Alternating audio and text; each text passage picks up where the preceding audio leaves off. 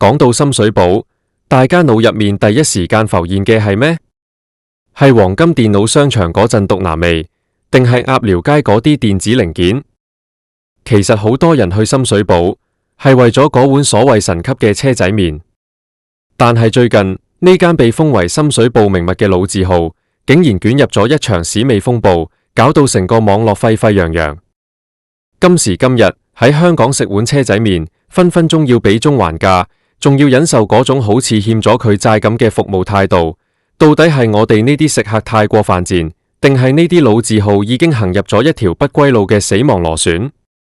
今日我就要同大家拆解呢場深水埗車仔麵嘅墮落之謎，睇下呢啲曾經嘅傳奇點樣親手打碎自己嘅金漆招牌。大家知唔知嗰間位於福榮街，攞過唔知幾多年米芝蓮推薦嘅車仔麵店，最近俾網民影到、聞到，甚至係食到有一股好濃烈嘅異味。有人話係豬大腸冇洗乾淨嘅屎味，亦有人話係鋪頭後面嗰條百年老渠爆咗噴出嚟嘅除味。無論係邊種，對於一個標榜神級嘅食肆嚟講，呢種直衝腦門嘅味道真係攞命。你想象下，你排咗成個鐘頭隊喺條熱辣辣嘅街道餵蚊，好不容易入到去，諗住叫碗豬皮、大腸、蘿蔔麵慰藉下自己辛勞咗一日嘅靈魂，結果碗麵一上台，陣味仲勁過你去公廁。最離譜嘅係咩？係你同個伙計反映，佢竟然反白眼同你講，大腸係咁味㗎啦，唔食就罷。呢種態度真係聽見都火起。講返呢間鋪頭嘅歷史，佢喺深水埗紮根咗幾廿年。喺嗰個仲係木頭車嘅年代，即係大約係我哋老豆老母嗰輩，可能係60、70年代嘅時候，車仔麵係真正嘅平民美食，幾毫子一碗，執啲下水貨，加啲腩汁。雖然環境麻麻，但勝在有嗰種人情味同埋真材實料。到咗90年代，呢間鋪頭開始上鋪，生意越做越大，由一間細鋪變2間，再由2間變3間，最後仲攞埋米芝蓮。嗰陣時，我哋會覺得係香港人嘅光榮，覺得平民嘢終於出頭天。但係由嗰一刻開始，崩壞嘅種子就已經種下咗。而家係2026年。我哋再望返呢間鋪頭，一碗車仔麵隨便揀3、4個餸，加埋支可樂，買單竟然要成80-90蚊，甚至過百。呢個價錢，我喺中環 IFC 或者尖沙咀海港城，可能都食到個唔錯嘅午餐。點解我仲要喺深水埗，同人逼喺張油淋淋嘅摺凳度，仲要受你個阿姐欺？呢度就涉及一個好核心嘅問題。香港老字號嘅死亡螺旋。咩叫死亡螺旋？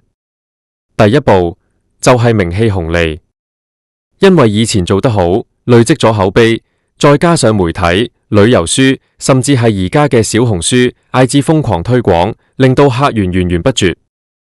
當一個老細發現，無論我整得幾難食，賣得幾貴，態度幾差，門口都仲係有幾百人排隊嘅時候，人性嘅弱點就會出嚟。佢會開始諗，我點解仲要咁辛苦去洗嗰啲豬大腸？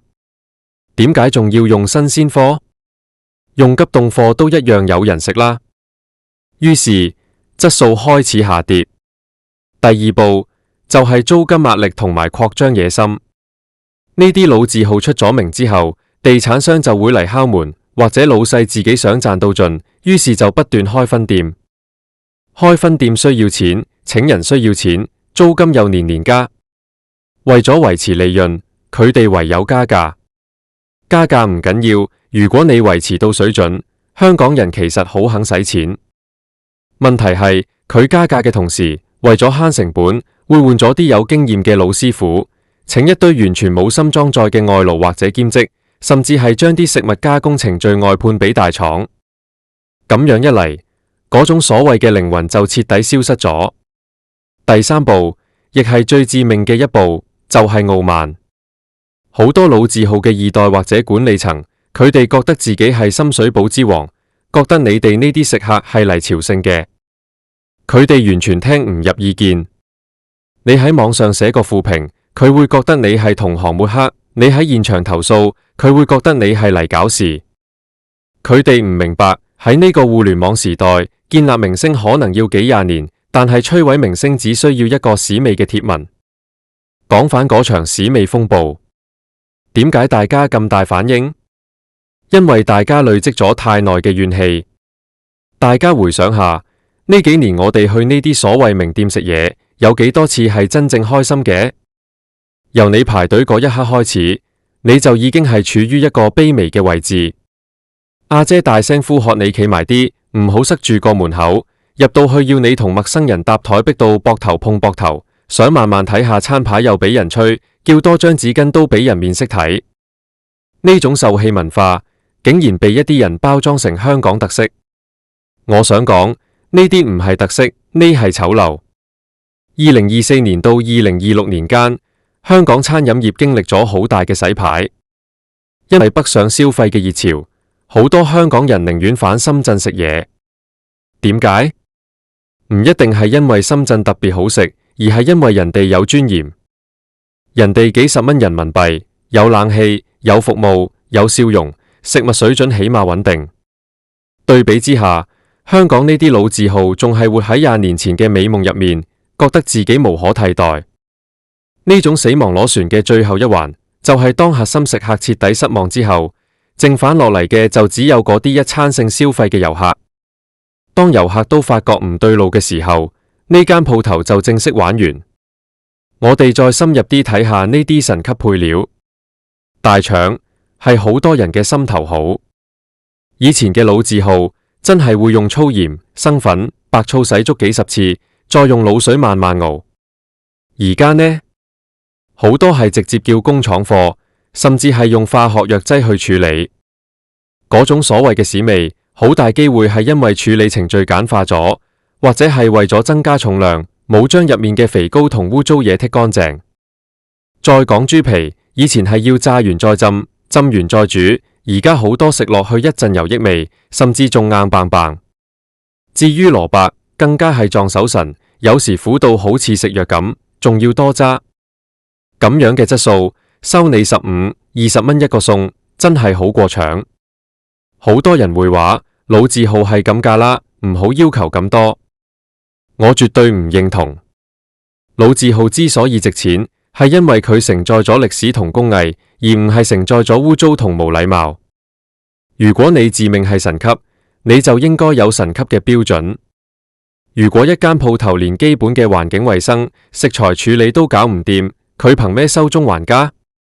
憑佢塊米芝蓮塊牌？定係憑佢個老細以前幾風光？喺深水埗呢個舊區，其實仲有好多默默耕耘、名不經傳嘅小店。佢哋可能只係做咗幾年，或者係10幾年，冇乜名氣，但係佢哋對食物有敬畏之心。佢哋會認真揀料，會對客人微笑。我覺得呢啲先係香港餐飲業嘅希望。而嗰啲已經墮入死亡螺旋嘅老字號，如果仲唔肯醒覺，仲係覺得自己可以一招鮮吃遍天，咁佢哋嘅消失只係時間問題。其實呢件事反映咗香港一個好悲哀嘅現象，我哋太崇拜名氣，只要一間鋪頭出咗名，大家就會盲目去跟風，即使覺得唔好食，都會自我懷疑，係咪我唔識食啊？咁多人排隊應該係好嘢嚟㗎，就係呢種心態，縱容咗呢啲鋪頭嘅墮落。當一個社會嘅神級標準變得咁低，低到連有屎味都可以被原諒嘅時候，我哋嘅飲食文化就真係走入咗末路。大家諗下，點解我哋會對老字號有情意結？係因為我哋想喺呢個變幻莫測嘅城市入面，揾返一點點不變嘅味道。我哋想揾返細個嗰陣，老豆帶我去食完麵之後，嗰種滿腹嘅幸福感。但係而家，呢啲老字號正喺度利用緊我哋呢種情懷嚟割韭菜。佢哋將老字號變成咗一種營銷工具，而唔係一種責任。如果你問我點樣先可以救到呢啲老字號，我覺得唯一嘅方法就係回歸初心，唔好再諗住開幾多間分店，唔好再諗住點樣攞米芝蓮，返去廚房睇下個煲滷水夠唔夠火候，睇下啲大腸洗得乾唔乾淨，睇下啲阿姐可唔可以對客人客氣少少。如果做唔到呢啲，咁死亡螺旋只會越轉越快。喺2026年嘅今日，我哋嘅選擇其實好多。我哋唔一定要去深水埗排嗰間名店，我哋可以去元朗、去大埔，甚至去一啲屋村商場，揾啲真正用心做嘢嘅師傅。我哋應該用我哋嘅腳，用我哋嘅荷包去投票。邊間好食，邊間乾淨，邊間有禮貌，我哋就去邊間。唔好再俾嗰啲所謂嘅名氣蒙蔽。呢場史味風暴對嗰間車仔麵店嚟講可能係一場公關災難，但對成個香港餐飲業嚟講，我覺得係一個好好嘅警示。佢話俾大家知，世界變啦，消費者唔再係傻嘅，互聯網嘅記憶係長久嘅。你今日對客人差，聽日全香港都會知。你今日偷工減料，後日你個招牌就會喺街頭跌落嚟。深水埗呢個曾經代表住香港底層生命力嘅地方，不應該被呢啲墮落嘅老字號標籤。深水埗應該係多元嘅、熱鬧嘅，而且係抵食夾大份嘅。如果連呢啲核心價值都守唔住，深水埗就唔再係深水埗，香港亦唔再係我哋熟悉嘅香港。最後我想同大家講，食嘢係一件好主觀，但又好神聖嘅事。我哋辛苦工作，為嘅就係可以食一餐好嘅。唔好委屈自己，唔好去嗰啲要你受氣，又要你食垃圾嘅鋪頭。無論佢係米神級，無論佢有幾多20年歷史，只要佢唔尊重食物，唔尊重客人，佢就唔值得你嘅一分一毫。呢場死亡螺旋仲未完，下一間跌落神壇嘅會係邊一間？我哋大家拭目以待。希望大家下次去深水埗嘅時候，唔係因為名氣而去，而係因為味道而去。記住，真正嘅名物係唔需要靠米芝蓮加持嘅，而係靠食客嘅口碑，一啖一啖食出嚟嘅。講到呢度，我諗大家都明我想表達啲咩。我哋愛呢個地方，所以先會咁肉緊。我不忍心見到香港嘅飲食文化被呢啲傲慢嘅老字號搞死。希望呢啲鋪頭嘅老細可以睇到呢段片，雖然機會好微，但萬一呢？萬一佢哋真係肯洗返乾淨啲大腸，萬一佢哋真係肯對客人笑下，咁我哋呢啲食客仲係好願意俾多次機會佢哋嘅。不過喺佢哋改變之前，我建議大家，如果真係想食車仔麵，不如去揾下啲街坊小店。雖然冇名氣，雖然冇裝修，但係嗰度有你久違咗嘅味道同埋尊嚴。唔好再做嗰啲貼錢買難受嘅傻事啦。深水埗嘅傳奇唔應該由呢啲史味嚟定義。我哋值得更好嘅食物，值得更好嘅香港。我哋再睇下呢幾年嘅市場數據，其實2025年開始，香港嘅餐飲業就已經出現咗一個好大嘅斷層。啲做開遊客生意或者係靠名氣生存嘅大鋪，執咗一間又一間，反而係一啲專注做區內客、注重品質嘅小店，雖然辛苦，但係活得好滋潤。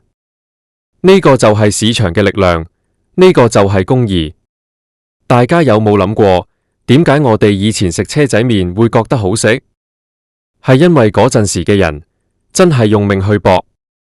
嗰個年代開間鋪頭係全家人嘅生計，佢哋輸唔起，所以每一碗麵都要做到最好。而家呢，好多老字號已經變成咗資本運作，老細坐喺辦公室睇緊個報表，甚至係諗緊點樣將間鋪頭包裝上市。當食物變成咗數字，當食客變成咗流量，呢種墮落就係必然。史味風暴其實只係一個引子，佢引發出嚟嘅係我哋對老字號崩壞嘅集體焦慮。我哋驚有一日，當我想帶我嘅下一代去食一碗正宗嘅香港車仔麵嘅時候，我已經揾唔到一間係乾淨、好食，而且係有尊嚴嘅。我哋驚我哋嘅飲食文化最後會變成一個又一個嘅商業噱頭。所以下次你排緊隊嘅時候，不如問下自己，我點解要排呢間？佢真係值得我花咁多時間同金錢嗎？如果答案係否定嘅，請你轉身離開。深水埗仲有好多選擇，香港仲有好多驚喜。我哋要話俾呢啲傲慢嘅老字號聽，我哋唔係非你不可。呢篇口播稿寫到呢度，其實我心情都幾沉重。作為一個食咗車仔麵幾廿年嘅香港人，見到自己中意嘅區份、中意嘅美食墮落到呢個地步，真係心都死埋。但係沈默唔係辦法，我哋一定要發聲，一齊去守護嗰份真正嘅香港味道。如果你聽完我講，覺得有共鳴，或者你都有過類似嘅受氣經驗，甚至你都聞過嗰陣異味，我希望你可以分享出去。我哋要集結大家嘅力量，讓呢啲老字號知道，如果你唔進步，你就會被時代拋棄。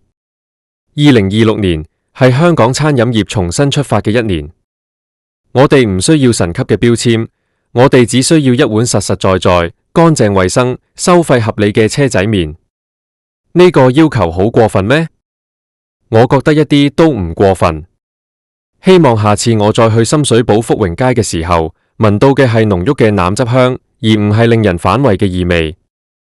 多謝大家聽我講咗咁耐，希望呢個死亡螺旋可以喺呢一刻終止，亦希望香港嘅老字號可以浴火重生。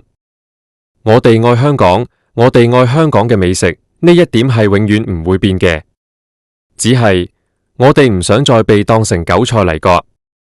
呢個世界冇邊間鋪頭係唔可以取代嘅，唯有初心同良心先係永恆不滅嘅神話。希望大家喺嚟緊嘅日子可以食得開心，食得有尊嚴。深水埗嘅故事應該係由汗水同美味交織而成，而唔係由憤怒同失望堆砌出嚟。我哋下次再見。